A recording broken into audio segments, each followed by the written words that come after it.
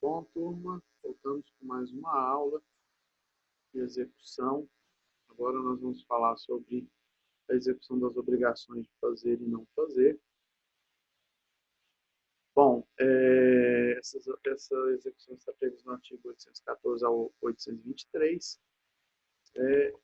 Uma questão importante é que não há execução das obrigações de fazer ou de não fazer baseada em títulos judiciais, porque ela comporta uma tutela de efetivação já prevista na própria sentença, conforme previsto no artigo 497 e 498 do CPC, mas nós teremos ação de execução tão somente de títulos extrajudiciais, ou seja, ação autônoma já, ação de execução, né, de títulos extrajudiciais, contratos e outros documentos em gerais. Bom, então nós vamos falar da obrigação de fazer, posteriormente nós vamos falar da obrigação de não fazer. Na obrigação de fazer, o credor entra com a inicial e o devedor é citado para cumprir a obrigação no prazo assinalado pelo juiz. Claro, se não tiver outro prazo previsto no documento. Uma vez que ele pratica o ato, está extinto o processo. Uma vez que ele pratica a ação de fazer, está extinto o processo. Mas concomitantemente com isso, corre junto o prazo para ele embargar. Para apresentar os embargos, e apresentando esses embargos no prazo de 15 dias, ele vai dizer qual a matéria de defesa que justifica os embargos, né? Ele já cumpriu, que a obrigação não é aquela, ou qualquer matéria de defesa que ele achar pertinente. Aí, em caso dele não cumprir a obrigação, mesmo sendo citado, passado o prazo fixado pelo juiz ou pelo título, ele não cumpriu a obrigação, nós vamos ter duas situações, se a obrigação for fungível ou infungível. Na obrigação fungível, o credor tem duas opções. Ele pode determinar que seja feita a ação, o ato, a obrigação, né, às custas do devedor por um terceiro, ou ele pode converter já em perdas e danos e cobrar desse devedor os prejuízos, as perdas, os danos que ele sofreu. Por exemplo, é uma obrigação de fazer uma pintura em um imóvel, uma obrigação fungível. Então, se a pessoa foi contratada, recebeu e não fez, o credor tem duas opções. Ou ele contrata um terceiro para fazer, e esse terceiro seja custeado pelo devedor, ou ele pode ingressar direto com a ação, já requerendo os prejuízos, a restituição do prejuízo que ele teve. Agora, outra situação de execução é da obrigação de não fazer. Da obrigação de fazer, mas infungível. Né? Obrigação de fazer quando a prestação é infungível. Não tem como, claro, contratar um terceiro para cumprir essa obrigação. Nesse caso, já se converte em perdas e danos diretos. Bom, outra execução, né, ligada a essa é a obrigação de não fazer. Ele tinha uma obrigação que ele não podia praticar um ato e ele praticou. Né? A gente vai ter duas situações, quando é não fazer instantâneo, quando é não fazer permanente. Como assim não fazer instantâneo? Por exemplo, dois vizinhos fizeram um acordo por escrito, um contrato e tudo, em que o vizinho não iria fazer festa após a meia-noite. E aí ele faz. E ocorre o evento. Não tem como desfazer. Então, isso já se converte direto em perdas e danos. Não vai ter como ele fazer ele desfazer isso, porque já foi praticado o ato, não tem como ser desfeito. É perdas e danos, entrar com dinheiro, pedir ressarcimento monetário direto. Bom, não, é uma obrigação de não fazer mais permanente. Dois vizinhos fizeram um acordo que eles não fariam determinada construção na divisa entre eles, determinada construção. E um faz.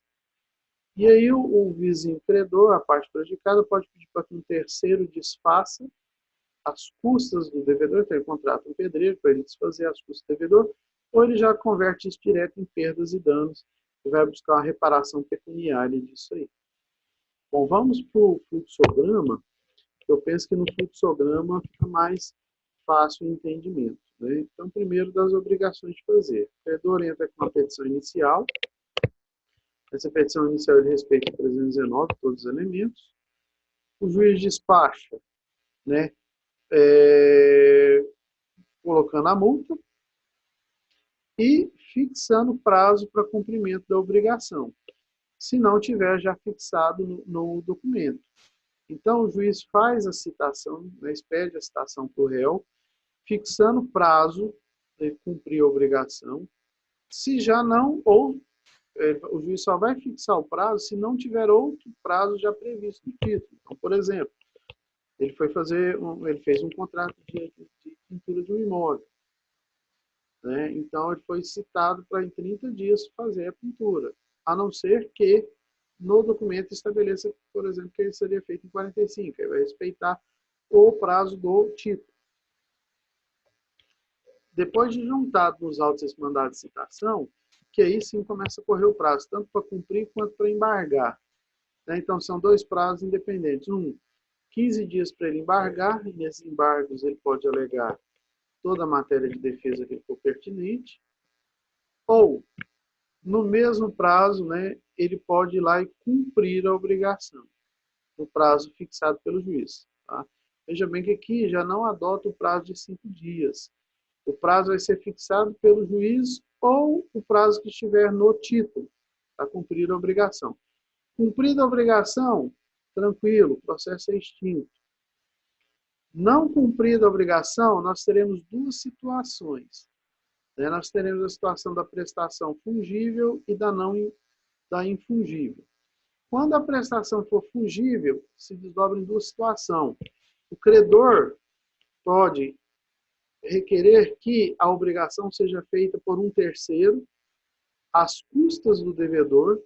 Então, por exemplo, a pintura do imóvel ele não fez, contrata um terceiro e esse terceiro faz essa pintura e o devedor faz o pagamento.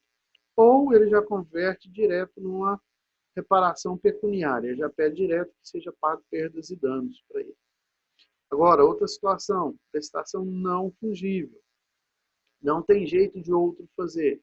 Converte-se em quê? Perdas e danos. Quando a gente fala perdas e danos, é uma prestação pecuniária. Se o devedor não paga essa conversão em dinheiro, o credor vai ter que converter isso aqui na execução por quantia certa. Pode ver que todas as execuções, quando não são cumpridas, viram execução em dinheiro. Aí todas caem na execução por quantia certa, que vai ser vista ainda. Bom, obrigação de não fazer. Como é que funciona? O credor entra com a petição inicial, observando 319, e todos aqueles requisitos, né, junto com o título e tudo. Bom, o juiz despacha, podendo fixar multa por prazo até cumprir a obrigação de não fazer, né, que nós estamos na obrigação de não fazer.